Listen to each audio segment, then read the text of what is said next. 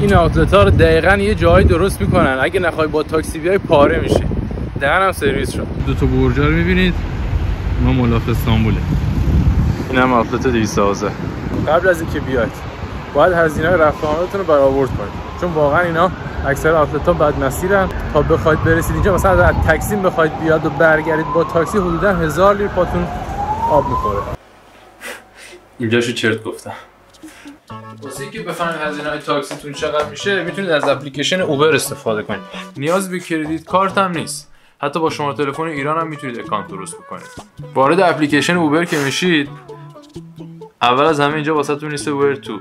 جایی که میخواید برید و مینویسید 212 آوتلت. حالا اگه برگردید این قسمت که لوکیشن منه، شما تو هر لوکیشنی که هستید یا قرار بعداً باشید میتونید انتخاب بکنید. مثلا می‌نویسید تکسیم، از تکسیم تا 212 292 تا 384 لیر ممکنه بشه که معمولاً اون عدد بیشتره میشه. یعنی اون چیزی هم که گفتم خیلی پرت نبود. حالا مثلا من گفتم 1000، رفت و برگشتتون ممکنه بشه 600 700 لیر. بعضی وقتا بستگی به ترافیک هم داره، ممکنه ارزان‌تر هم بشه.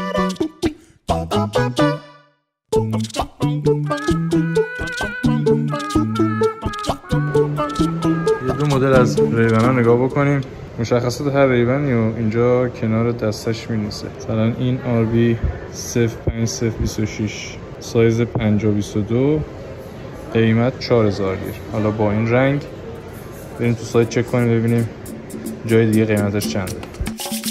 این تیکش خوراک منه. وقتی میخوام یه چیزی بخرم انا قیمتشو در میارم. الان اولین سایتی که پیدا کردم قیمتش رو نگاه کنید، زده 3920. حالا کلی سایت دیگه هست، ممکنه حتی تو اونا آف خورده باشه.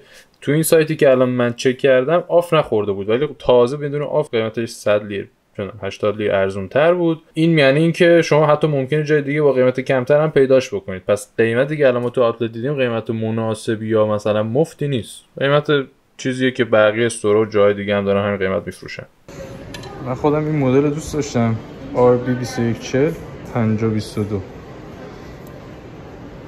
قیمتش اینجا 3550 لیره. الان میخوام تو سایت چک کنم ببینم جای دیگه یا حالا آنلاین یا فروشگاهی که آوتلت نیستن قیمتش چنده. الان برعکس این آیتم دومی رو با قیمت 4592 لیر بهم نشون داد، ولی توی آوتلت هم دیدید که 3550 بود فکر کنم. حالا تو همون فروشگاهی که رفتم تو آوتلت، تو وبسایت همون باز قیمت 3550 بود. یعنی در اصل تو خود فروشگاه آوتلت ارزون نیست، تو اون مولتی برند اون قیمتش اونجوریه. یه مسئله مهم، این روشی که من گفتم توی گوگل و قسمت شاپ قیمتا رو اگه رفتید چک کردید به هر سایت اعتماد نکنید، ممکن نصف قیمت هم گیرتون بیاد. یه سری سایت‌ها مثل ترندی و لپسی برودا سایتایی نیست که بشه بهشون اعتماد کرد، یعنی توش فیک و اورجینال رو مشخص نمیکنه. به خاطر همین راجع به هر چی که من توضیح میدم لینک سایت معتبر واسهتون تو دیسکریپشن میذارم، برید اونها رو چک بکنید. بعد حتی برندهای لاکچری هم اینجا هستن. مثلا قیمت این 7500 اینم چک میکنم، همون پرادا است که بهتون نشون دادم، اینجا زده 7247. الان یه سری هم میگن خب یعنی این چیزایی که گفتی خرید کردن از آوتلت بده. نه، من همچین چیزی نگفتم. فعلا ادامه ویدیو رو ببینید، آخر یه جنبندی کلی راجع به نکته‌های آوتلت میکنیم.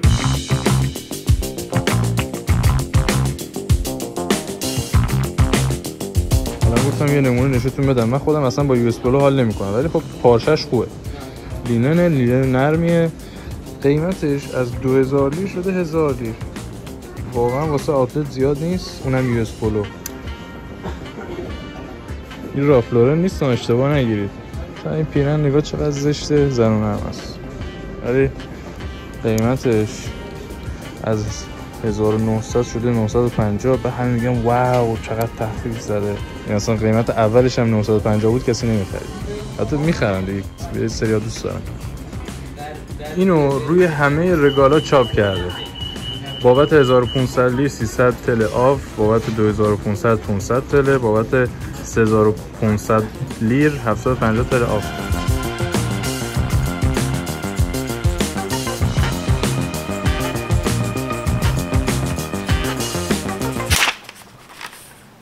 طوری که بردار رو توی مغازه‌های آوتلت می‌نویسن. این 50% انقدر بزرگ می‌نویسن دیگه بقیه نوشته‌ها رو شما توجه نمی‌کنید. بعد من منظورم این نیست که تخفیف نداره. تخفیف هم اگه باشه اولا که باید اون آیتم مثلا اون چیزی که می‌خرید بیارزه. حالا تو مثلا یه چیز به درد نخور رو 70% تخفیف بزنن به چه درد می‌خوره دیگه؟ به درد نمی‌خوره. قیمتش مفتم باشه. مدیراشون دیگه لم کار دستشون. یعنی کسایی که دنبال آوتلت و چیزای ارزونن به بردا خیلی توجه می‌کنن. واسه همین هم قیمتای چرت و پرت رو برد بزرگ میزنن. الان مغازه‌ها رو اگه نگاه بکنید همه زدن این دیریم، همه زدن تخفیف، همه زدن 50% تخفیف. در صورتی که همش چرته. قیمت این کیف 3420. این از 3420 شده 2395. پولو شرته خیلی خوشگله، رنگش هم خیلی جالبه. قیمتش 1175. این یک کتونی مردونه تامیه، قیمتش از 1500 شده 1050. رنگش باحاله ولی من خودم هیچ وقت کتونی تامیو به کسی پیشنهاد نمیدم، ولی با این قیمت مثلا این الان قیمتش مناسبه. خدایی الان جنسش نسبت به قیمتش، رنگش هم باحاله، این میارزه.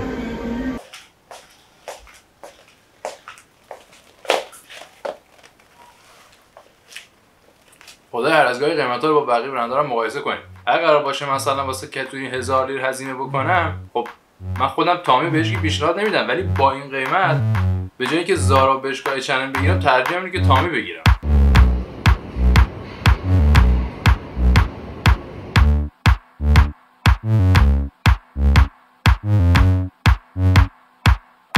یه تیشرت BMW پوما، قیمتش از 1300 شده 1050. کالکشن فراری هم هست، 1300 اینم شده 1150. تیشرت مشکی AMG، قیمت اینم از 1300 1150.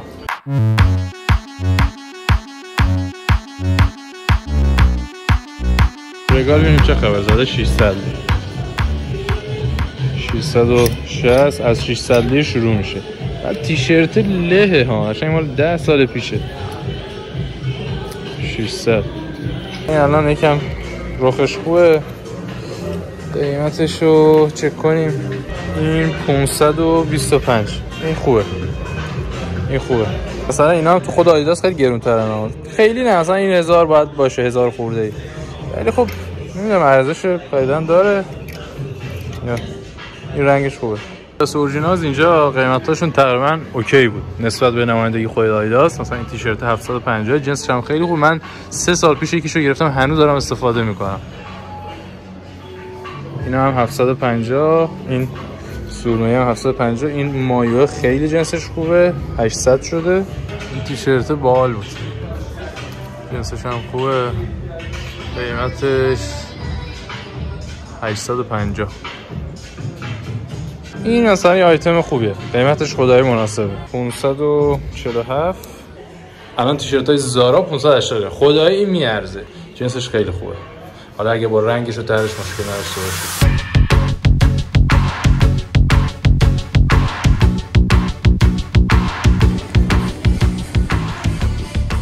کردن زنونه. حالا دیگه اومدیم این ورز لگار هم بهتون نشون بدم. این لگه 1120. کمرش هم کشش پهنه.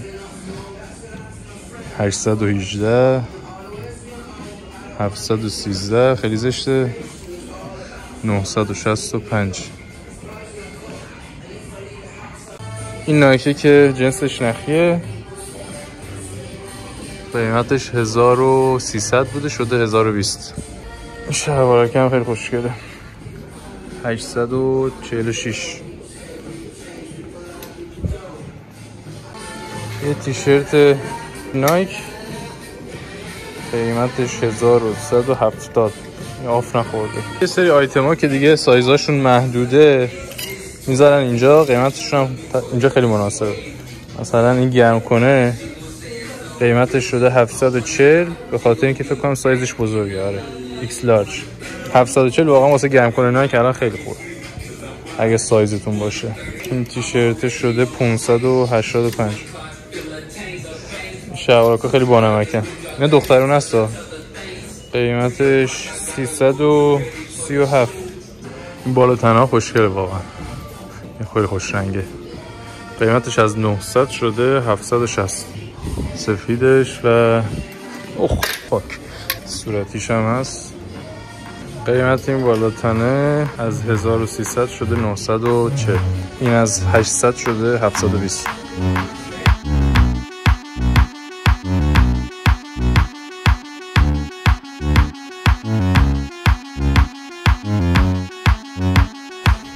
این کتونی قیمتش 2700.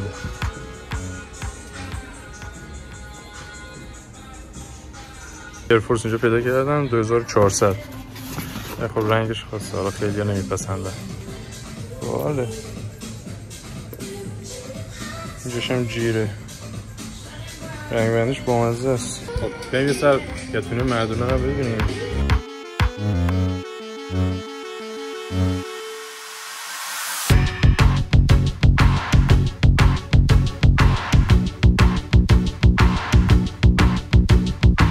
کتونی بسکت هم خیلی خرید، خوشگله واقعا، جنسش هم مشخص خیلی خوبه.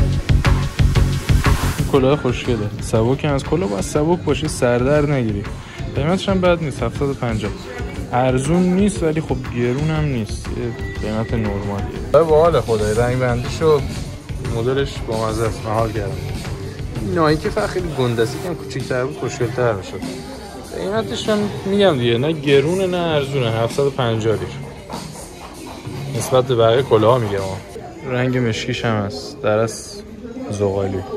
این پولو شرت های نایک هم خدای قیمتشون بد نیست. الان تیشرت های زارا همین قیمت هم. این هودی خدای ارزش داره.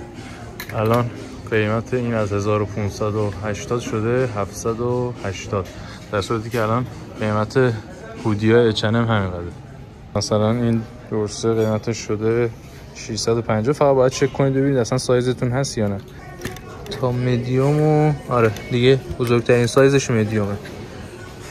این قیمتش خوبه.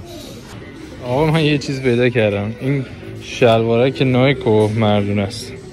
همین الان توی سایت سنیکزاب چکش کردم، دقیقاً همین مدل. قیمتش اینجا 425 لیره و توی سنیکزاب 950 لیر. نگاه شانسیه واقعا، باید بگردی پیدا کنی و همه آیتم‌ها اینجوری نیستن. یه چیز جالبتون بگم، اینو ببینید قیمتش شده 2700. تو سوپر استپ اینو گذاشته 2000. یعنی شما فکر کن الان اوتلت 700 لیر از یه مولتی برندی که تو مرکز خرید معمولیه گرونتره. باید آیتم‌ها رو دونه بدونه چک کنید، قیمتاش دستتون باشه. اینم همینطور. این آف خورده بود. حالا اینو خیلی مطمئن نیستم ولی اینو مطمئنم، به چش خودم دیدم. این تو سوپر استپ آف خورده بود، شده بود 2000 لیر. اینم خیلی کتونی خوشگلیه. باز اینم تو سوپر استپ آف خورده بود، شده بود 2000 لیر. اینجا 2700 یا 1800 لیر شده بود یا 2000 لیر، مطمئن نیستم ولی مطمئنم که بیشتر از 2000 لیر نبوده.